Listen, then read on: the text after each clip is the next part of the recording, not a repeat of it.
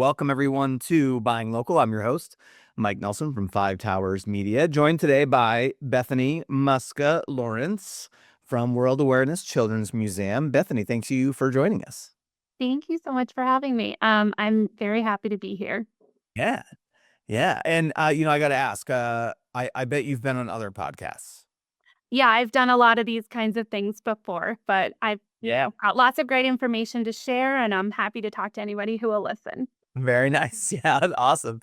It's very exciting to see all the local podcasts that are popping up. I think we've written articles about it before. Like, I think everybody should have a podcast. Whether you only have 3 listeners doesn't matter. Like, everybody should have one. It's just such a great format for media and to be able to create content. So it's very exciting. So Bethanie, just in case, and I find it very hard to believe that people at this point would not know about the World Awareness Children's Museum. You guys have been around. God, I don't even know how long it's been. I mean, I can remember when Jackie Tuba had like the setup back in Bruce Moskowitz building on Glen Street, probably 20 years ago, I think, Yeah. maybe 15 before you guys moved over to Warren Street. But just in case for the 2 people on the planet that don't know who you guys are, what you guys do, maybe give us a little rundown about it. Right. So we have actually been in business for 31 years. Really that long? 31 years. Yep. Wow. We got our official charter from New York State Department of Education in 1995. So yeah, we've been all over Glens Falls, and we have our home here that we've been in on Warren Street since we've owned the building since about 2008. So we've been here for that long. Yeah. But everything that we do at the World Awareness Children's Museum comes back to our mission of bringing our diverse world to children. That means teaching kids about international cultures and the different cultures around the United States through imaginative play, through workshops and art making. And we do outreach programs in schools all about diversity and cultural awareness and cultural understanding. But that's what we do here at the museum. As we have a hands-on space for kids to explore, so you can come in during our regular open hours, and you pay a little bit of admission, and you get to explore, just like any other children's museum. It's all hands-on, but our mission is rooted in cultural understanding and art making. And what we do revolves around art and culture, whereas a lot of children's museums are more focused on the general STEM part of childhood development. And Mhm. you love STEM, but our focus is more on arts and culture. And arts and culture, yeah. And I've got 4 kids and, all of them have been to the museum, on more than a few occasions, whether through preschool and kindergarten, and what are the average age ranges, do you think, for most of the kids that you have come through the museum? So we have stuff for kids ages 0 to 12 and even older. If, you're coming with little kids and some older siblings, Mhm. they'll find something to enjoy here, even if they're a little bit older. In fact, we just last week hosted the delegation from Saga City. The Glens Falls Sister City group came from Japan to Glens Falls to spend a week learning about American culture. And they did stop by here at the Children's Museum. And it was middle schoolers and high schoolers, so ages 13 to 17. Mhm. And they played and had a grand time. They had just a great time playing, and they were older. Yeah. So even if your kids are a little bit older, just stop in. You can come in during one of our free days and check it out, low risk. Yeah, low risk, yeah, exactly. And I should have asked Bethany, how long have you been with the museum? Well, I've been working here since March of 2018, and I've been the executive director since November 2019. So just before the pandemic, I was kind of thrown to the fire like everybody Yeah. else. Yeah, I bet that was a wild ride. I know it was, very interesting for everybody, going through that Mhm. from a business standpoint. What, how did you are you from the Glens Falls area? Are you from around here? No, I'm not. So I'm from northern New Jersey, about 30 minutes outside of New York City. And I have a little bit of random experience in this area, though. I spent my summers growing up at a sleepaway summer camp in Corinth. But I had no plans to really move here until my husband He got a job at Adirondack Studios, and so we moved up here from where we were living in Nashville. Very cool. Oh, you came from Nashville, huh?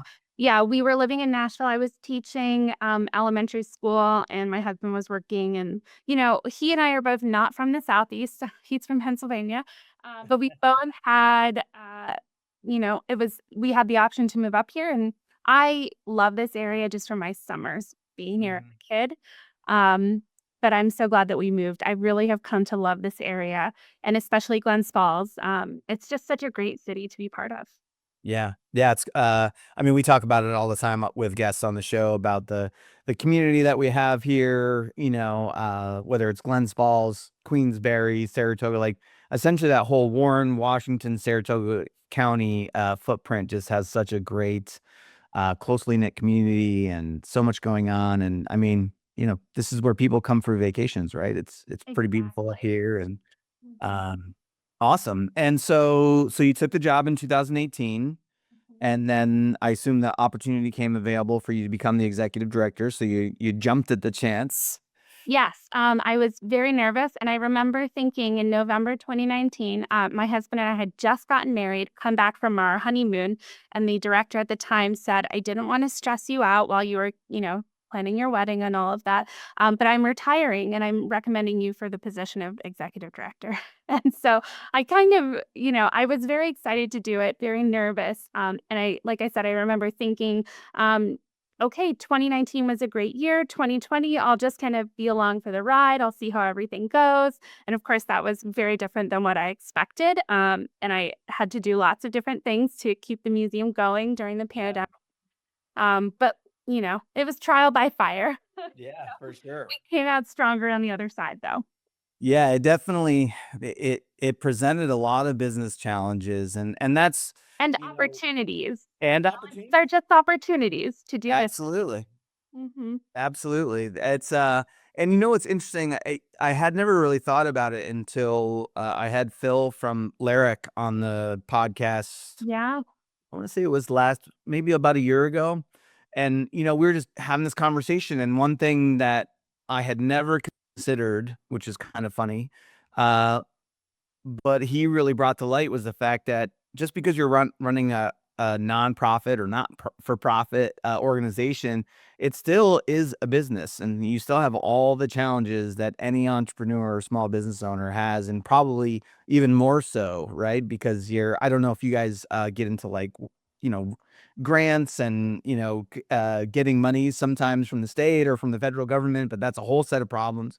Um, and so I say that because I'm just curious, as you stepped into that executive role, like, from a running the business standpoint, what kind of challenges do you see uh, with the museum?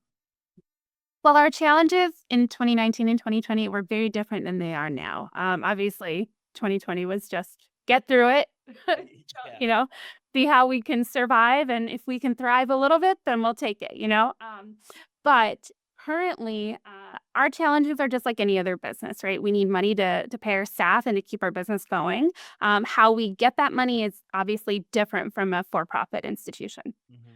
So, as a not for profit, we rely heavily on the generosity of our community and on the people who love what we do and love our museum. So, a lot of our income comes from individual donors. Obviously, the museum admission that people pay when they come in, we try to keep it as low as possible, but it does help us keep things afloat and keep our lights on.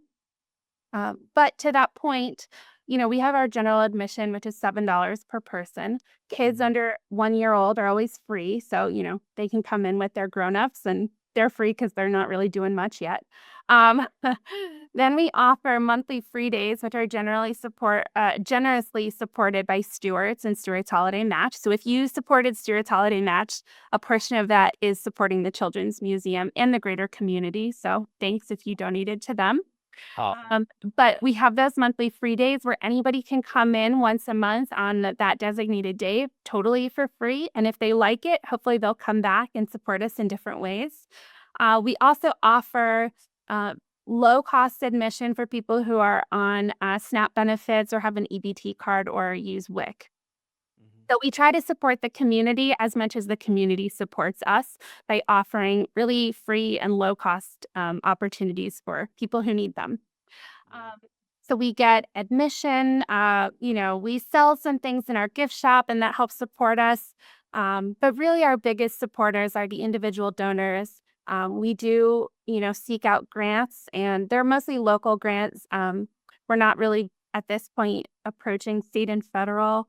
Um, they're, the federal grants of this time, if you talk to any nonprofit, you'll probably hear that currently federal grants are really tricky just because of the current administration's priorities. Mhm. So they're not really something that we're applying for at this time. So we focus mainly on local grants, local support from businesses and individuals. Awesome. And I'm curious as you were talking, I was thinking about the fact that you were a school teacher in Tennessee, uh, and now you're running a business. Was that? Did you ever think that that's what you'd be doing at some point? Was running a business? I always thought I'd be in leadership in some way. I just have that. I like being a leader. I was the old. Yeah. Well, I am still the oldest of 7 children in my family. I have 6 younger siblings, and so I've always been in that leadership position. I've been born into it. By default, Um, right? and also, being a teacher is a leadership position. I was a teacher for elementary, and at the time in Nashville, I was teaching preschool. And I always talk about how my management skills and my management like procedures and the way that I approach people is very similar to how you approach children. Giving everybody a voice, letting them have their opinion and their thoughts, and giving them space to express them. But then also managing people is just like managing children. So it doesn't there's not much different. Of course, I'm now looking at a lot of the financial side as well. But managing people, managing children is very similar. Yeah. Mhm. Yeah. It's interesting because I have a very not, I shouldn't say newfound, but my respect for teachers has grown exponentially in the last year. We're homeschooling our kindergartner. And I'm just like, I don't know how people do this with 20 kids in a class or whatever it is. I'm like, I'm struggling with just one. So, um, Yeah, it's a really hard job, and I'm so grateful to all the teachers that are still in it. It's yeah. a thankless job sometimes, and, I think that people, underestimate how much patience you need when you're teaching. I remember this is just a little funny aside, but I would sometimes go into my closet and just silently scream in my closet and then, take a couple deep breaths and walk back out, and then I was fine, Yeah. But Yeah. it takes a lot of work to manage kids, and to be a teacher, but, you know so I don't do much teaching currently, but I do get to teach the kids downstairs every once in a while, and I still Yeah. love to do it. I'm just grateful that, now I'm managing adults. And I yes. I guess, on some level, maybe it's easier, I don't know, but I'm not sure about that, but, um, so I know we're gonna talk about the kind of the things you have coming up at the museum, but before we do that, I wanted to, backtrack a little bit and, just talk about the ongoing programs that you have at the museum itself, right? So obviously you kind of have the open hours where anyone can just come in and use the facilities and explore and play and I think it's probably been about a year since I've been in there last. However, like I said earlier, my all my kids loved it, right? Like Mhm. the ability to go in and the different I don't wanna say displays, but the little different areas that you have around the museum are so much fun, and they all loved it. You work a lot with schools, like, you have I mean, I know that I've been there on more than a few occasions through my kids' schools. You do a lot of that kinda stuff? Yes, we do. So we send programs into schools, like into your kid's classroom, for instance, and Mhm. one of our educators goes there and will teach on a specific topic. So we do that very often. And then we also have schools come to us on field trip, and those are really fun as well. So I think that's what you're talking about. Yeah. But especially May and June, once the school year is almost over and the teachers are like looking for any opportunity to get their class out of the school and into a different location, that's when a lot of them come to us, and we love it. Yeah. And do you deal with pretty much all the local schools in the area? We do. Yep. Most Yeah. of the local schools participate in our programs in one way or another. And like I said, we love our school programs. We love partnering with schools and creating relationships with those school teachers. And often we get them back year after year after year because it is such a valuable experience for the kids. Yeah. Yeah, it's like I said, I mean, it was just fun. Even for the adults, because of course, we go there with our especially like the preschool age kids, right? Or your pre-K kids, where you're going there with your children. They're all doing their things, and you end up getting roped into playing with sushi or corn or whatever's in the displays. So the little And camping one. it gives us adults a chance to use our imagination. Yeah. Yeah, it's a lot of fun. Mhm. So let's talk about what's coming up. So tell me about the gala that's coming up. That's every year. Right. Yeah, so we're in our 36th year of this particular fundraiser. It's the International Cuisine Dinner and Auction, and this year it's held at the Queensbury Hotel on May 17th. And that's a Sunday, so May 17th, 4:30 to 8 p.m. at the Queensbury Hotel. And this fundraiser helps us raise money for all of our programs. So whether it's our outreach programs, our workshops, it really just helps us raise money to support the museum and support the work that we do within the community.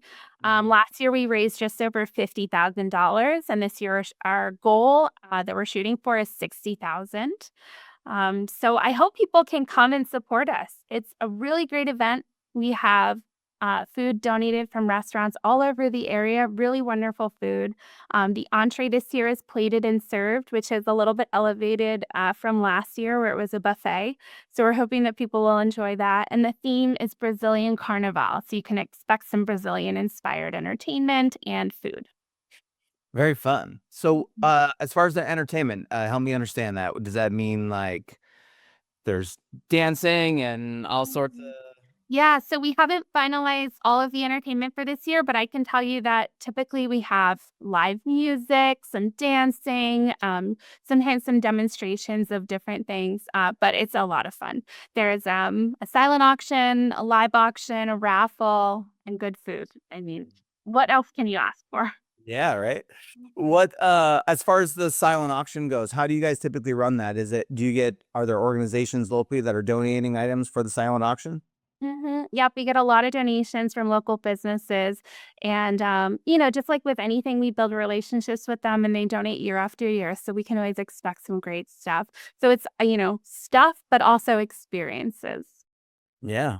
Yeah. And if local businesses, do you have everybody you need for the silent auction right now, or are you still looking for No, people we're to buy? certainly still looking. So we've got about a month and a half left planning for this event, and then it'll happen in a month and a half.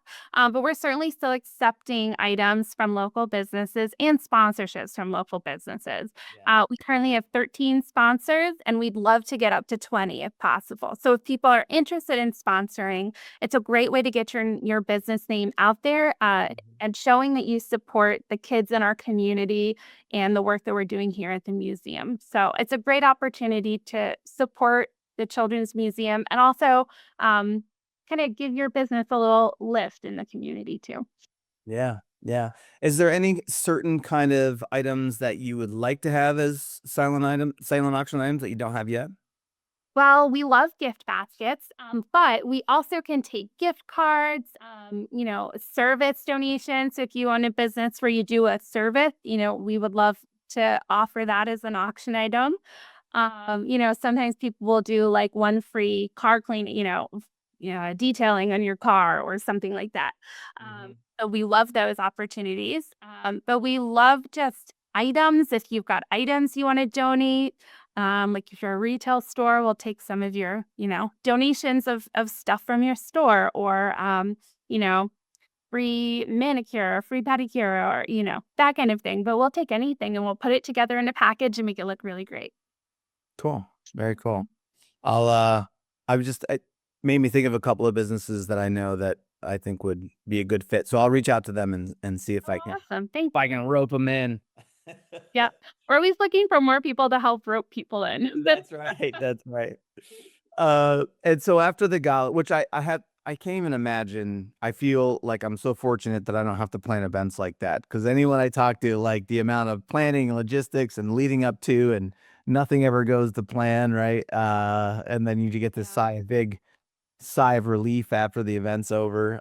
Yep. It's a big undertaking, but I have a really great team of volunteers and staff that help me put it together every year. And really, I couldn't do it without them. So I'm grateful for them and their help, and they make it easy. Yeah, yeah, yeah. So after the gala, what comes next? What do you guys have coming up for the summer lineup? Right. So summer is coming up really fast. And, I'm sitting here on March 31st, right? Is it the 31st Yeah. already? And I'm already thinking well into April, May, and June. So my mind is always a bunch of months ahead. But for starting in June, we're open 7 days a week for the summertime. And that goes from end of June to Labor Day. We're open every single day except for July 4th, 10 a.m. to 3 p.m. And we have tons of visitors that come in every single day during the summer. We get tons of visitors from out of state. People who are here visiting Lake George and Saratoga will always come to the museum as well. We're lucky in that we're one of the only children's activities that you can do that is not weather dependent. So when it's raining and the theme park is closed or it's, not as fun for the kids because it's pouring, they'll come here and hang out with us all day. Yeah. So we've got our summer hours coming up in June, and then in August, we have our annual summer camps, our museum summer camps. So we've got sessions for ages or for grade levels pre-K through second grade. We've got two of those sessions this summer.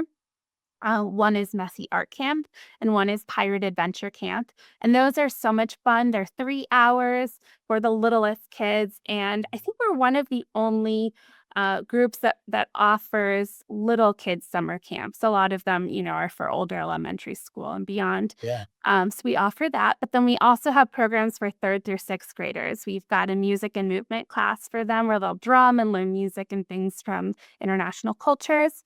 And then we have Urban Explorer Camp, which is the camp that I lead each year. And it's 6 hours for 5 days, so Monday through Friday. And in that one, we go around to all the arts organizations, or a lot of them in Glens Falls. We walk from the museum every day downtown. Sometimes we go to the Hyde, which is opposite of downtown. We'll go to the Chapman Museum. We'll go to the Shirt Factory and one of the theaters, either the Park Theater or the Wood Theater. We go to the library, and we really talk about arts as a whole. So, like literary arts, theatrical arts, two-dimensional art, three-dimensional art, textile arts, street art. So we talk about every piece of art every type of art you could imagine. And we talk a lot about what the arts organizations in town are doing to enhance the arts in Glens Falls. Mhm. So hopefully, once the kids leave Urban Explorer Camp, they will tell their parents all about what they learned. And then the goal is to have them return to these arts organizations that participate in our program every summer. And hopefully feel more confident going into the Chapman, for example, or the Hyde or Larac, and knowing what they're going into. And then they can kind of share that information with their grown-ups. So it's Yeah. a really wonderful program. They leave with the kids at summer camp leave with a whole notebook or binder or packet, whatever that session calls for. So they leave with a ton of good stuff to take home with them. All the programs are run by adults, me and the other staff people. We're all over 18. I know a lot of the summer camp programs locally have teenagers working, which is great, but we're all adults taking care of your kids. So I hope that lends a different level of trust for us. Um, and it's just, they're so much fun and they are really, they have a lot of value. And so we hope that people will check us out for summer camp too. Yeah. And are all the summer camps 5 days? Yep, they're all Monday through Friday. So 1 week in August for each one. The one week. So it's every week in August has a summer camp session going on. Fun, Mm. fun. And now I know you said there was a couple different kinds. Are there like could it sounds like there's different age groups for a couple of them. So you wouldn't want your 6-year-old's not going to go to all four of them, but there might be That's one or two. correct. Yeah, so we have, those 2 weeks for the little kids pre-K through 2nd grade, Okay. and 2 weeks for the older kids 3rd through 6th grade. Okay. All right. That's fun. I'm sure the older kids appreciate the age sorority. Yeah. Yeah, the little kids would Yeah. love to be grouped with the big kids, but That's true. But we yeah. have a lot of fun during the summer, and like I said, we try to pack in as much value for the kids and the parents as well, as we can, because we know that when it comes to, tough economy, tough economic times, the first thing to go are leisure activities. And Yeah. so for as much as we can, whether it's here at, at the museum for on-site like workshops and art programs and things, or it's summer camp or any of our outreach programs, we try to pack in as much value as possible because we know that people's money, is not nothing. It's important, and we want to have that consistent reputation of being worth the cost. So we Mhm. try to do that as much as possible because all of us here, we all understand what it's like to have a smaller paycheck than you'd like, that's just nonprofit work. We do it because we love it and Yeah. not because we're making millions of dollars. Oh, so we would like to see value and we hope that everybody sees value in what we do and it's sees us as, like I said, worth the cost. Yeah. Yeah, well, I mean, 31 years, running here, I'm sure people must see the value if you've made it that long, right? Yes. Oh, yeah. But we're And I always know. looking for people to get involved in new ways and for new people to get involved. So, if anybody's listening and they're interested in coming in and seeing what we're doing as like a behind the scenes tour, please reach out and I'd love to show you. Yeah. And what does that typically look like for people if they wanna volunteer and they wanna help? Is We it Yeah, we have different things to volunteer at. So we have event-specific volunteers, whether it's joining an event committee, or helping out, for instance, at the balloon festival where we run the Bouncy House Village every Mhm. September. So, event specific, but there's also ways to get involved that are more long term, whether it's in our art collection. I haven't even told you about the art collection. I'll tell you. Yeah. Um, or getting involved in our education programs and leading some educational opportunities. There's many ways to get involved, but the art collection, Yeah, tell me about the art collection. incredibly important part of what we do. So we have a collection of over 8,000 pieces of international child-made artwork. So youth from 4 years old up to 18, 19 years old have created artwork from all over the world, and we have, all of that. Um, so this collection dates back to 1988, and it features over about 100 countries are represented in this collection, and it is the largest collection of international youth artwork on the East Coast and the second largest in the country. So everything that we do here is inspired by the artwork that we have in our collection. So obviously, our mission is what grounds it all together, Mhm. bringing our diverse world to children.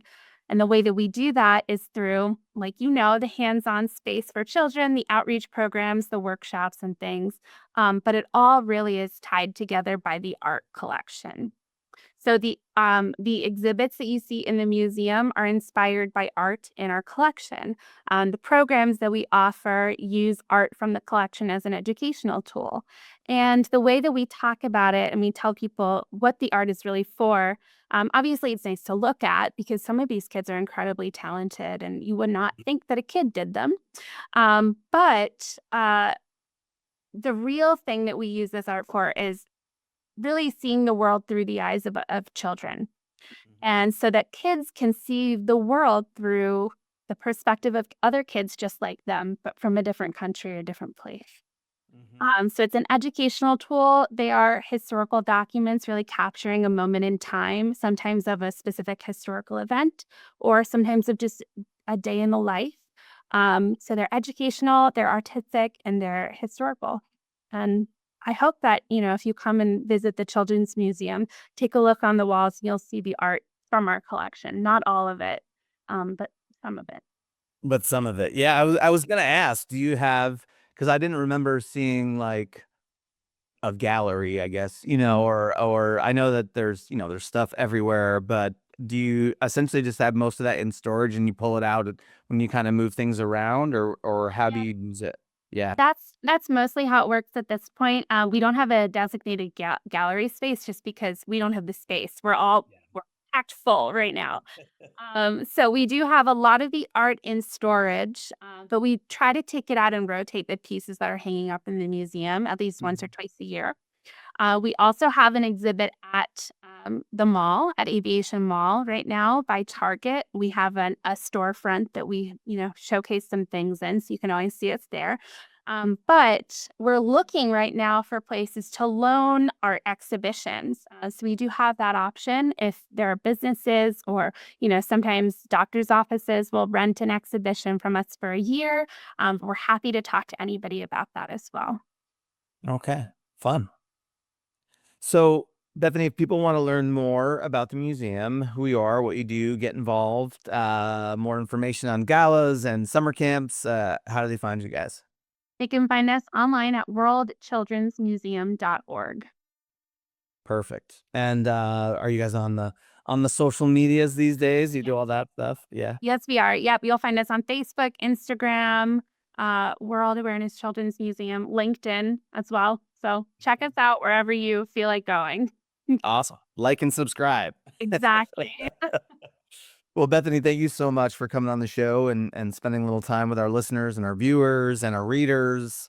Really appreciate you taking the time. Yeah, of course. Thank you so much for having me. I'm, like I said, happy to talk to everybody and anybody I can about what we do here. Absolutely. Sounds good. Well, thanks so much. And of course, thanks everybody for listening and watching and for reading. For those of you that pick up the print publication as well each month, you can find our podcasts on Spotify, Rumble, YouTube, and Apple Podcasts, of course. And then our website is buyinglocal.us. You can find not only this podcast, but all the other ones we've done as well, and some of the other media offerings that we have. So check us out, and you'll hear from us next week, everybody. Thanks.